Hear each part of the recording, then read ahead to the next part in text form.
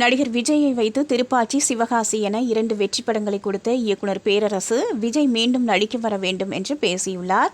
இந்த வாரம் அஜித், ஷாலினியின் திருமண நாளை முன்னிட்டு அமர்க்களம் படம் வெளியானது. அந்த படத்துக்கு போட்டியாக விஜய், அசின், பிரகாஷ்ராஜ் நடித்த சிவகாசி படத்தை ரீரிலீஸ் செய்தனர். தேர்தல் பிஸியில் ரசிகர்கள் இந்த வாரம் பெரிதாக தியேட்டர் பக்கமெல்லாம் போகவே இல்லை.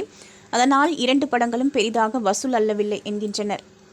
இந்நிலையில் செய்தியாளர்களை சந்தித்த இயக்குனர் பேரரசு, விஜய் எதிர்பார்த்த வெற்றியை பெற்றுவிட்டால் அவர் அரசியலில் தொடரட்டும்.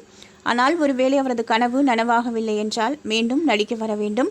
அரசியலில் விஜய்க்கு இவ்வளவு மக்கள் அவர் சென்ற இடத்துக்கெல்லாம் ஆதரவு கொடுக்க காரணமே அவரது சினிமா வாழ்க்கையும் அவர் நடித்த படங்களும் தான். அந்த ரசிகர்களை அவர் எப்போதுமே கைவிட்டுவிடக் கூடாது என்று பேசியுள்ளார். அரசியலுக்கு வந்த பிறகும் கமல்ஹாசன், பவன் கல்யாண், சீமான் உள்ளிட்ட பலர் நடித்து கொண்டுதான் இருக்கின்றனர். விஜயும் அரசியலுக்கு வந்தாலும் சினிமாவில் தொடர வேண்டும் என்றும், ஜனநாயகன் படம் லீக் ஆன நிலையில் KVN நிறுவனத்துக்கு இன்னொரு படம் பண்ணித்தர வேண்டும் என்றும் ரசிகர்களும் கோரிக்கை வைத்து வருகின்றனர்.